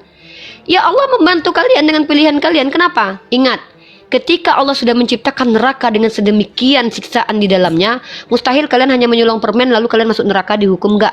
Pasti kejahatan kalian sangat-sangat luar biasa. Maka kalian yang memilih untuk ikut atau tidak. Dalam Islam itu nggak ada istilahnya kerasukan setan terus kamu nggak tahu apa yang kamu buat, kamu cuma melakukan. Enggak, bukan gitu. Setan itu berbisik, kamu yang pilih. Maka ketika setan berbisik, ayo ambil bini orang, mau nggak? Silakan lakukan. Ambil itu permen-permen di Alfamart. Kita yang memilih, jangan salahkan setan. Kalau dalam Islam itu nggak bisa kita menyalahkan setan. Kenapa? Setan itu cuma berbisik. Yang mengambil keputusan adalah prefrontal cortex ubun-ubun. Ya, ini yang memilih. Kemudian diaplikasikan ke otak. Kognitif berfungsi ini gini ya. Ketika ada stimulus masuk, Rifa, ayo rampok rumahnya si my lord. Masuk informasi itu dalam setan berada di dalam diri. Keinginan itu muncul. Setan berbisik, Rifa, ambil rumahnya si rampok rumah my lord. Maka kemudian korteks saya berfungsi nih. Bukankah di agama saya nggak boleh ya? Nanti kalau saya berdosa gimana ya? Aduh gimana nih? Lalu otak itu akan bersinergi dengan hati nurani. Wah, bagaimana saya merampok rumah dia, nanti kalau dimiskin gimana. Nah, yang ngasih otak sama hati siapa? Allah. Makanya ketika orang tidak menghargai otak dan hatinya, matilah kau dimakan cacing dalam neraka. Itu kenapa orang yang kena syariat Islam adalah orang yang akalnya sehat walaupun matanya tidak bisa melihat. Selagi akalnya sehat, selagi hatinya sehat, maka matanya tidak melihat, dia tetap kena syariat. Maka ada orang-orang yang tidak dikenai syariat. Salah satunya adalah orang yang tidak memiliki daya berpikir lagi, yaitu ODGJ. ODGJ berzina depan orang, membunuh orang dapat syariat? Enggak, dia tidak perlu dikisos. Karena terangkat darinya semua amalan. Anak kecil yang belum balik, dia tidak tahu apa yang benar, mana yang salah, maka dia tidak dikenai syariat. Begitu juga dengan orang-orang yang sedang tidur. Maka dalam Islam itu begitu, ada pena diangkat dari 3 kondisi. Pertama, orang tidak punya akal dan tidak punya daya berpikir. Kedua adalah orang yang sedang tidur. Kamu kalau ketiduran dan kamu nggak sadar nyekek mamamu sampai mampus, itu nggak berdosa. Kenapa? Kamu nggak sadar melakukan hal itu. Maka tidak ada dalam Islam itu ketika setan merasuki, manusia nggak sadar dengan perbuatannya. Enak kali. Berarti ini Tuhan yang ini nih, Tuhan yang nggak jelas nih begini nih. Udah tahu manusia bisa dirasuki setan, terus dibiarkan setan berkeliaran. Setan itu diutus hanya untuk membisikkan. Setan hanya diutus untuk membisikkan, menggoda manusia. Maka itu adalah ujian. Kamu kalau seandainya masuk sekolah, kamu diuji itu dengan godaan loh. Kalau kamu masuk sekolah kepolisian, godaanmu apa? Diuji kamu dengan godaan, mau nggak kamu nggak olahraga? Itu ujian. Maka ketika setan diutus, bukan diutus untuk masuk ke dalam tubuh manusia lalu menjadikan manusia sama seperti setan, bukan. Dia diutus untuk membisikkan, ayo enak loh zina itu. Ayo lo enak lo minum khamar itu, bisa mabuk dugem. Yang memutuskan adalah saya. Maka Allah mengutus, maksudnya mengutus mereka untuk menjadi ujian bagimu dan kau yang memilihnya. Ini Islam. Tapi kalau dalam Kristen, Tuhan yang mengizinkan roh jahat masuk ke dalam mulut para nabi sehingga nabi-nabi itu berdusta. Ngeri loh. Nabi yang berbohong itu Tuhan yang mengizinkan. Ini ayatnya lain lagi, brotherku. Ya. Oh iya. Ya. Lanjut dulu ya. Saya mau berbagi boleh. Kenapa Boleh. saya sangat mengimani agama saya dan tidak tertarik untuk ke agama lain. Tapi tunggu bentar. Ya. Kalau Anda berbagi di sini, nanti saya tanggapi loh ya. Maaf nih, saya nggak bisa diamkan itu saja. Kalau silakan, nanti kita tanggapi. Silakan. Kenapa Anda masih Kristen? Silakan jawab. Saya tanggapi nanti. Ayat yang membuat saya sangat percaya dan yakin dan sangat nyaman di Kristen adalah ayat Roma 12 ayat 17 sampai 21. Roma 12, 17 sampai 21. Oke, kita lihat ya. Ya. Oke. Kita baca teman-teman, kita baca dulu ayatnya. Janganlah membalas kejahatan dengan kejahatan. Lakukanlah apa yang baik bagi semua orang. Sedapat-dapatnya kalau hal itu bergantung padamu. Hiduplah dalam perdamaian dengan semua orang. Saudara-saudaraku yang kekasih, janganlah kamu sendiri menuntut pembalasan, tetapi berilah tempat kepada murka Elohim. Sebab ada tertulis pembalasan itu adalah hakku. Oke. Silakan sampaikan lagi, Terusin saya mau sampai menanggapi ayat 21. ini. Oh ya, Terusin sampai okelah, 21. saya sampaikan satu ya. Baiklah, kalau begitu yang diinginkan. Saya menghargai, saya bacakan. Itu saya buka dulu semuanya ya. Nanti saya tanggapi ini ya, dan standby ketika saya tanggapi ya, brother, jangan turun ya. Saya tidak mau Ya. mendebat, tapi saya menanggapi. Ini Boleh, hak saya boleh. menanggapi sih. Nah, kemudian 17. Hendaklah kamu sehati sepikir dalam hidupmu bersama, janganlah kamu memikirkan perkara-perkara yang ayat tinggi, tapi arahkanlah. Itu beda itu. 16. Roma 16. 12. Roma 12 nomor 16. Roma Dari 16 sudah 17. yang 19 deh. Oh, Dari iya, 17 dari sampai 17 ya. 21. Saya tadi sudah baca ke 19 ya. Saudara-saudaraku yang kekasih, janganlah kamu sendiri menuntut pembalasan, tetapi berilah tempat kepada murka. Ya, saya tandai di sini ya, menuntut pembalasan ini saya tandai ya. Ya. Tetapi berilah tempat kepada murka Elohim, sebab ada tertulis pembalasan itu adalah hakku. Akulah yang akan menuntut pembalasan, firman Tuhan. Tetapi jika seterumu lapar, berilah ia makan. Jika ia haus, berilah dia minum. Dengan berbuat demikian, kamu menumpukan berapi di atas kepalanya. Janganlah kamu kalah terhadap kejahatan, tapi kalah kejahatan dengan kebaikan. Boleh saya tanggapi ini? Boleh. Boleh? Ya. Boleh ya. Pertama, ini bukan pengajaran Yesus, tapi ini pengajaran Paulus kepada orang di Ada Roma, Yesus. karena dia mengaku. Ya, nanti Ada saya yang kita bicara ayat ini. Enggak, kan saya tanggapin ayat ini, Bang. Nanti kalau Tapi ayat ada Yesus, ayat yang Yesus kita sebelumnya bahas. ada di Iya, Matius nggak 5. masalah. Begini loh abangku, kan saya lagi nanggapin ayat ini. Siap, Abang siap, akui siap. nggak kalau ini ayat adalah surat Paulus? Iya. Jemaat Saya di mute Roma. dulu ya, saya mute ya. Nah, berarti saya nggak salah dong. Oke. Pertama, ini adalah ayat dari Paulus kepada orang-orang di Romawi, teman-teman. Pertama itu. Yang kedua, ini kalau dijalankan oleh orang Kristen, maka kita tidak bisa bersama orang Kristen ketika kita dijajah. Bahaya. Kalau ayat ini dipakai oleh semua orang Kristen dan diajarkan kepada seluruh orang Kristen dan mereka percaya dan mereka implementasikan untuk keseharian, jangan kalian berharap ketika kita dijajah mereka akan menolong kita. Kenapa? Karena mereka tidak akan pernah melawan penjajah. Justru mereka akan memberi makan para penjajah. Kenapa? Karena di sini dikatakan, janganlah membalas kejahatan dengan kejahatan, lakukanlah apa yang baik bagi semua orang. Mereka kan baik kepada penjajah, pedofil, koruptor, penjahat. Mereka kan baik. Bahkan ketika ada orang yang kabur dikejar polisi karena mencuri, dia akan bantuin. Dia tidak akan serahkan ke kantor polisi. Ayat ini tidak boleh dijalankan oleh umat Islam. Karena umat Islam ini umat yang harus menjaga kemaslahatan umat dan menjaga harga dirinya. Kita tidak boleh berbuat baik kepada penjahat. Karena itu hanya akan mengizinkan penjahat menjalankan aksinya. Makanya di Islam itu ada hukum hudud, hukum yang Allah izinkan boleh kita laksanakan sesuai dengan yang boleh menjalankannya para ulama. Lanjut. Saudara-saudaraku yang kasih, janganlah kamu sendiri menuntut pembalasan. Ini kalau seandainya dijalankan orang Kristen nggak boleh ke pengadilan. Si Dosma salah. Karena dia menuntut pembalasan supaya kita dipenjara karena dituduh menghujat. Tapi apakah itu dijalankan? Tidak. Ini solusi dari Kristen. Bahwa sebenarnya orang-orang yang telah menuntut banyak sekali di pengadilan itu adalah orang yang melanggar ajaran Paulus. Maka ini tidak relevan buat dunia, teman-teman. Karena mereka tidak boleh meminta keadilan, mereka harus terjolimi di dunia. Di sini dikatakan, janganlah kamu sendiri menuntut pembalasan. Tapi tahukah kalian ayat yang lain berbeda pendapat? Yesus mengajarkan apabila saudaramu marah, bawa ke tempat penghukuman, ke pengadilan, atau kemana itu? Ke mahkamah agama.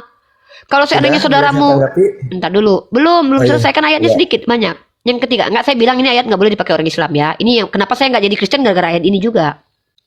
Ya, saya bahaya kalau jadi Kristen memakai ayat ini. Kalau saya jadi Kristen gara-gara saya tidak boleh membalas orang lain karena jahat, nanti kalau seandainya anak saya sama orang lain, saya nggak boleh laporin. Karena bagian melapor itu adalah bentuk pembalasan karena pemerintah itu membalaskan kejahatan sesuai dengan porsinya. Ya, tidak ada di Islam juga membalas kejahatan dengan kejahatan, tapi perhatikan. Tuhannya teman-teman Kristen ini membalas kejahatan dengan kejahatan. Mana tertulis? Daud berzina dengan orang lain, bukan Daud yang dihabisi, tapi istri-istrinya yang disuruh berzina. Inilah yang disebut dengan membalas kejahatan dengan membuat kejahatan baru. Tapi di Islam tidak pernah diajarkan membalas kejahatan dengan kejahatan. Contoh, kalau kau berzina hukumannya, Saya membenarkan. iya itu kan di dalam kitab perjanjian lama, brother. Saya kan kasih contoh. Di Islam itu tidak ada diperintahkan membalas kejahatan dengan kejahatan, tapi membalas sesuai dengan porsinya. Contoh, bukan berarti ketika istrimu diperkaos, kau perkaos istri orang, bukan. Tapi hukum hududnya dikasih. Apa hukum hududnya? Pemerkodok itu dirajam sampai mati. Itu hukum hududnya. Pencuri dipotong tangan, bukan berarti ketika kau dicuri rumahmu, kau curi rumah orang, bukan begitu. Itu baru membalas kejahatan dengan kejahatan, dan itu dilakukan oleh Tuhan perjanjian lama. Dimana ketika Daud berzina ngambil bini orang, bininya yang diambil. Dan bininya dijinai sama anaknya kandungnya sendiri. Tuhan yang berikan itu dalam 2 Samuel pasal 8 nomor 11. Silakan dibaca. Ketika Tuhan membuka pakaian dalam orang lain untuk diperlihat-lihatkan, artinya kan Tuhan membalas perjinahan dengan perjinahan baru. Ini yang namanya membalas kejahatan dengan kejahatan. Kalau membalas kejahatan dengan hukum hudud itu bukan kejahatan, tapi itu hukuman. Dalam pengadilan mahkamah dunia juga seperti itu. Ya, kalau dalam Islam itu tegas. Hukum mencuri tangan dipotong, tapi bukan tangan semua tangan, tergantung pencuriannya bagaimana. Nanti ulama yang menyepakati. Begitu brother. Ya, lanjut ayat ke-19-nya. Saudara-saudaraku yang kekasih, janganlah kamu sendiri menuntut pembalasan. Ingat ya, Kristen nggak boleh nuntut balas, tetapi berilah tempat pada murka berilah tempat. Jadi diberikan tempat kepada murka Tuhan. Biarkan aja Tuhan murka gitu loh. Maksudnya biar aja Tuhan murka. Jadi mereka ini kalau mau menghukum, mereka serahkan kepada Tuhan. Jadi sebenarnya koruptor tuh nggak boleh dihukum di Kristen, guys. Biar aja Tuhan yang menghukum nanti. Gitu di Kristen. Makanya koruptor itu ya harus dikasih tempat. Biar aja Tuhan yang hukum. Nggak boleh itu dihukum di pengadilan. Kemudian, tetapi jika seterumu lapar, bila dia makan. Nah ini nih, kalau ada penjajah datang ke sini lapar, kasih makan. Biarkan dia menjajah. Nggak bisa dipakai di Islam nih. Ini kenapa saya nggak mau jadi Kristen nih? Kalau jadi Kristen ini bahaya saya nih. Ya, nanti keluarga saya dijajah, saya nggak bisa merdeka nih. Tetapi jika seterumu lapar, berilah dia makan. Jika ia haus, berilah dia minum. Dengan berbuat demikian, kamu menumpukan bara api di atas kepalanya. Janganlah kamu kalah terhadap kejahatan. Katanya nggak boleh melawan, tapi nggak boleh kalah dalam kejahatan. Jadi orang jahat dibalas dengan kebaikan kan? Makanya kalau ada penjajah, nanti orang Kristen itu tidak akan pernah melawan.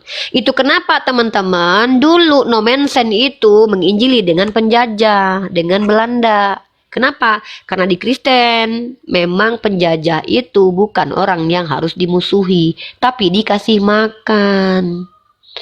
Nih buku yang ditulis oleh Dr. Uli Kozok, di mana Nomensen itu minta bantuan Belanda untuk menganeksasi daerah Selindung dan Toba. Berdosa nggak mereka bekerja sama dengan Belanda? Enggak. Karena menurut mereka orang yang menyeturuh kita itu kasih makan. Jadi para penjajah yang lapar kesini kasih makan aja udah. Begitu. Karena kalau dilawan berdosa. Maka orang Ukraina yang lawan Rusia itu dosa, teman-teman. Nggak boleh. Orang Ukraina itu nggak boleh ngelawan Rusia. Dia Kristen. Rusia nggak boleh ngelawan Ukraina. Dia Kristen. Harusnya ketika Ukraina dijajah Rusia terus didiamkan aja. Biarkan Tuhan yang membalas Rusia. Makanya saya bingung nih. Kenapa ini nggak relevan kali ya dengan kenyataan? Dilawan salah, nggak dilawan salah. Faktanya peperangan itu tetap ada sampai detik ini. Bukannya peperangan berhenti loh guys. Ukraina Rusia itu perang loh. Dan mereka tuh ajaran Kristen dua-duanya tuh. Nah, menurut ayat Roma ini, pengajaran Paulus melarang orang Ukraina melawan Rusia yang menjajah mereka. Nah, inilah kenapa aku nggak mau jadi Kristen. Karena kalau aku pakai ayat ini, aku sama saja memperbotol diriku. Mohon maaf ya abangku, bahasa aku agak keras ya. Menurut aku loh. Bisa aja kayak aku, ya mohon maaf lah agak kasar kata-katanya, tapi menurut aku nih ajaran yang tidak relevan gitu. Mungkin begitu. Ya silakan ditanggapi brother. Itu perbedaan kita dan kita sepakat untuk berbeda dan tidak masalah. Kalau di ajaran Islam itu laki-laki harus jadi laki-laki loh. Ketika istrimu ditampar, bela kehormatannya. Kau boleh tampar tapi harus semisal dengan itu. Nggak boleh lebih. Tapi kalau kau tidak mampu menampar secara sama, minta tolong sama polisi untuk menangkap orang itu. Gitu di Islam, dibolehkan. Makanya ketika istrimu dihabisi nyawanya, kau boleh minta kisah. Tapi kata Allah, lebih baik kau minta ini saja, denda saja. Itu lebih baik bagimu, untuk anak-anakmu, untuk hidupmu. Suamimu dihabisi oleh orang Kristen, boleh minta kisos. Boleh nggak berdosa kok minta kisos. Ya, karena dalam Islam itu adil. Mata ganti mata, gigi ganti gigi. Dan itu juga diberikan juga oleh Tuhan yang sebelum jadi manusia. Tapi Tuhan yang jadi manusia berbeda dengan Tuhan yang belum jadi manusia. Saya nggak tahu kenapa. Mungkin karena zamannya berbeda kali ya. Tuhan yang jadi manusia itu tidak mengajarkan mata ganti mata. Tuhan yang belum jadi manusia ngajarin mata ganti mata. Apakah karena Tuhan ini pernah dibaptis di Sungai Yordan sehingga dia berbeda sikapnya karena dia pernah menyesal terus dibaptis, karena baptis Yohanes adalah baptis pertaubatan, dia bertobat dari sikap-sikapnya yang dulu agak kasar. Nggak tahu nih, nggak tahu ya, saya nggak tahu nih. Tuhannya dulu kejam tuh. Uza aja nyenggol tabut Tuhan dihabisi nyawanya krok. Onan aja tembak luar dihabisi nyawanya krok. Tapi tiba-tiba ketika jadi manusia diajarkan apabila ditampar pipi kiri kasih yang kanan. Nggak tahu nih apakah perubahan sikap Tuhannya orang Kristen ini karena dia pernah dibaptis di Sungai Yordan atau karena dia jadi manusia.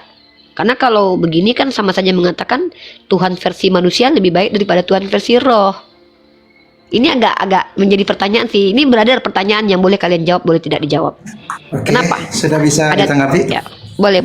Oke, saya tanggapi ya. Oke, jadi makna ayat ini mengajarkan kita untuk jangan main hakim sendiri gitulah.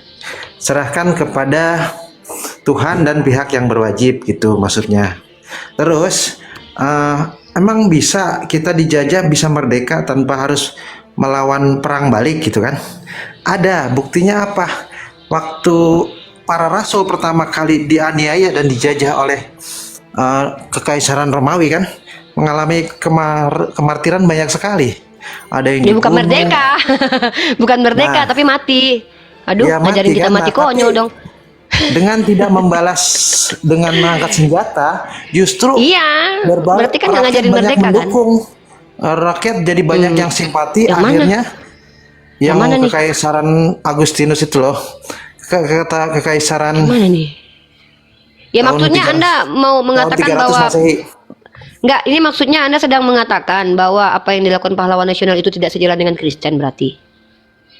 Siapa? Pahlawan mana? Bukan konteksnya begitu. Ini kan artinya Anda sedang mengajarkan bahwa lebih baik ketika ada penjajah jangan melawan. Maka apa yang dilakukan para pahlawan nasional, R.A. Kartini, Tuamku Imam Bonjol, I Gusti itu, ini, itu semua bertentangan dengan ajaran Kristen. Karena seharusnya mereka seperti martir-martir Kristen, yaitu Anda tahu mengalah, akhirnya kisah dihabisi. Mahatma Gandhi nggak ketika dijajah? Loh, Jalur apa saya yang ditempuh? Mahatma Gandhi kan bukan Kristen, Bang. Ya, tapi kita meniru cara dia sama cara yang kita ambil. Lah, berarti Anda niru Mahatma Gandhi, bukan niru Kristus. Nih, karena gimana sih, Bang? ajaran dari Paulus itu tercermin dengan cara itu. Mahatma Gandhi, berarti Mahatma Gandhi itu ngajarin hal yang benar menurut Kristen gitu. Menurut saya dia memakai ajaran yang ada di kitab tersebut karena dia Saya nggak ngerti yang melakukan- Anda bawa ini cerita Mahatma Gandhi, cerita yang mana? Saya bingung, serius. Anda tahu nggak Ketika cerita India Mahatma dijajah Gandhi yang itu kan terbongkar oleh kemudian? Inggris kan, Mahatma Gandhi kan tidak memakai jalur Iya, Anda perang, tahu tapi tidak? jalur diplomasi kan. Iya, bagaimana dia mau berperang? Gini loh, berperang itu konsekuensi, brother. Diplomasi itu upaya. Jadi kalau diplomasi gagal, maka perang itu konsekuensi. Anda pikir kalaulah seandainya peperangan bisa dihentikan dengan diplomasi, dari zaman dahulu tuh nggak ada peperangan, brother. Tapi Anda lihat perang salib itu muncul, emang bisa diplomasi? Udahlah, kita sedang bicara ajaran, bukan bicara kasus yang Anda tak hadirkan secara sejarah ke hadapan saya. Itu saya disuruh nyari sendiri nanti informasinya, ribet saya. Kita kan bicara tentang ajaran nih. Di Kristen itu diajarkan ketika ada penjajah nggak boleh ngelawan atau boleh ngelawan, itu aja. Selesai diskusi kita, Oke. brother. Biar Anda juga tenang, Intinya, nyaman, kan sudah jawab jangan tentang Islam tadi. melakukan jalur kekerasan gitu. Kalau Boleh bisa jalur nggak kalau diplomasi, penjajah jalur datang kita diplomasi. lawan, itu aja. Oke, terima kasih ya, nggak boleh berarti dilawan. Oke, udahlah, terima kasih aja, itu aja, Ya, nggak apa-apa. makasih, Saya nggak mau ya. bertele-tele. Saya turun ya. Ya, terima kasih Malot. Ya, terima kasih banyak. Ingat teman-teman, ini pembelajaran buat pemerintah Indonesia nih. Pemerintah Indonesia jangan diajak orang-orang yang sedoktrin dengan Bang Mailot untuk menjadi tentara atau polisi. Percuma. Nanti dipersenjatai malah nggak mau bantuin karena dia nggak boleh ngelawan penjajah. Tolong Pak Presiden Prabowo perhatikan ini doktrin soalnya. Doktrin ini adalah keyakinan yang tertanam sejak kecil yang dianggap benar, yang tidak perlu diuji kebenarannya.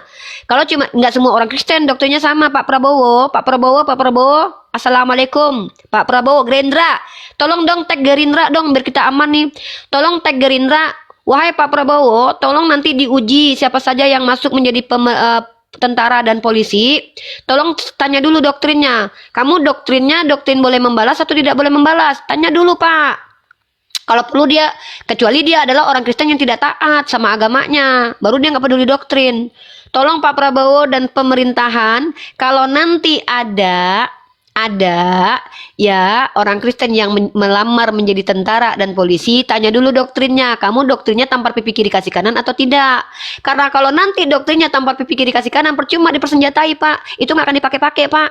Ketika ada begal, Pak, diam aja, Pak. Dia maafkan, Pak. Ketika ada penjajah, dia kasih makan, Pak. Nanti malah mengkhianati negara. Tolong ya.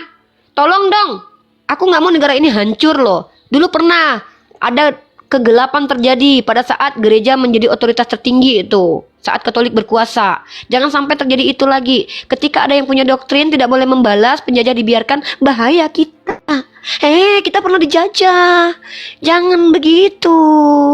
Nanti giliran dijajah minta tolong sama umat Islam, menikmati bersama-sama. Giliran dijajah umat Islam maju duluan jadi martir. Giliran menikmati kemerdekaan sama-sama ya kita. Nggak apa-apa menikmatinya bersama-sama, nggak apa-apa juga nggak bantuin kami, tapi Mbok jangan salahin ajaran kami juga ketika kami melawan penjajah. Itu ajaran yang benar menurut agama kami. Ya tolong Pak Presiden ya, minta maaf ya Bapak Letnan, Letkol, Komandan, Kapten, tolong dong ditanyain bawahannya, doktrinnya tampar pipi kiri kasih kanan atau tidak.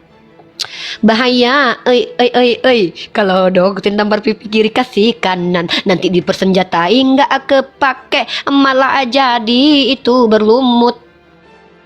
Bahaya. Dia nggak boleh melawan orang yang jahat.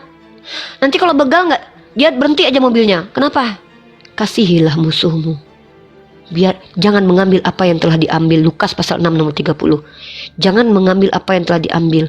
Terus itu ngerampok gimana? Kasihilah musuhmu, kasihi mereka. Aduh, bahaya Pak kita. Nggak mau kalau kayak gini. Aku nggak mau tinggal di Indonesia kalau semua orang berpikiran begini. Takut.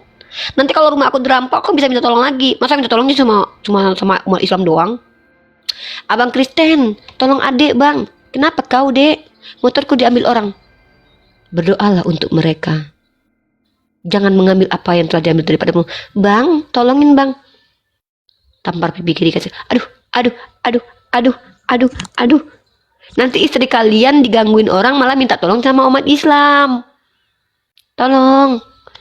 Jangan begitu. Aku nggak berani. Masa kalau ada yang nampar anak aku, ku ampuni. Kasih satu lagi pipinya nak. Tidak muksin alatas. Nggak bisa. Maaf. Nggak gini juga kali. Gimana itu tentara-tentara kita nanti kalau mereka punya doktrin begini? Tentara itu KPE OPM telah menghabisi satu rumah itu, guru-guru dihabisi. Jangan melawan orang yang jahat padamu. Aduh, minum dulu bismillahirrahmanirrahim. Bahaya. Takut aku. Ya jadi tidak apa-apa teman-teman. Biarkanlah mereka dengan iman mereka. Tidak masalah. Walaupun itu sangat mengerikan kalau dibayangkan. Aku nggak kebayang kalau seandainya rata-rata tentara di negara kita orang Kristen yang punya doktrin begitu.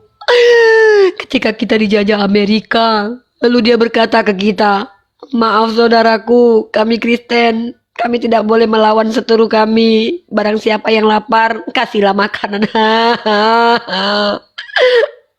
Aku nggak bisa ngebayang itu. Makanya aku berdoa ya Allah jangan sampai mereka mayoritas. Aku doa begitu terus teman-teman. Karena aku takut doktrin abang tadi dibawa ke semua Kristen. Kalau ada penjajah nggak dilawan. Dia jadi di belakang berdoa aja. Kita yang maju ke medan perang. Aku maju pakai sapu kan, pakai cikalong kan melawan penjajah. Mereka datang nih ngejajah kita. Ilmuku kan udah belajar kan. Aku kan ke itu kan. Ya aku lawan sama penjajah. Dia di belakang cuma berdoa aja. Giliran merdeka dia bareng-bareng sama kita menikmati. Merdeka kita Rifa. Udah penjajah udah pergi. Merdeka, nikmati bersama. Iya. Lu ngapain? Kami berdoa aja di belakang. Iya. Berdoa aja lu. Giliran penjajah datang gue sendiri yang ngelawan. Lu bilang pula ajaran gue ajaran keras. Lu menikmati nggak ajaran keras dari Nabi Muhammad? Jadi begini. Kami tidak diizinkan. Nggak bisa begini ceritanya, nggak mau. Ini memang merusak peradaban.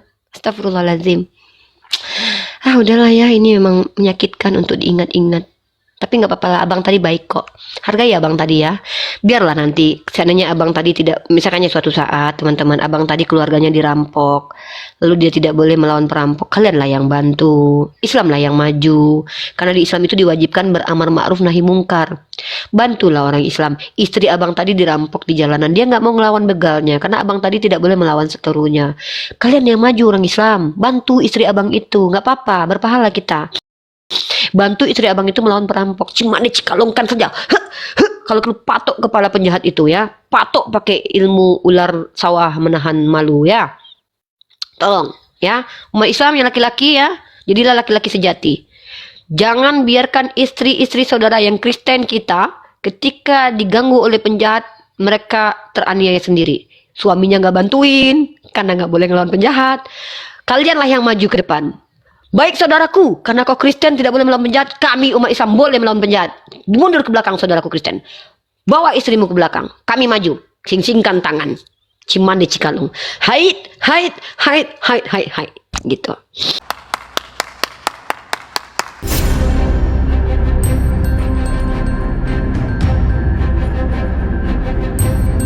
The religion of Jesus was Islam. Because with Allah, there is only one religion. He says, Inna dina inda Allahi al-Islam.